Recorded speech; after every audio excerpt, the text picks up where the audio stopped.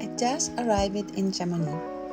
It is the rainy season now, and I'm soaking in the calm before my summer works begins on June 15.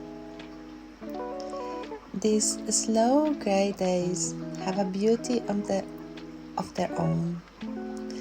I find joy in writing while listening to piano music, watching the rain slide down the window, a quiet ritual that helps me breathe a little deeper, feel a little more.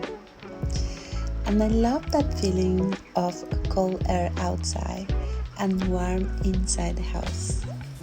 It makes everything more intimate, more alive. Sometimes we need this kind of pause, don't we?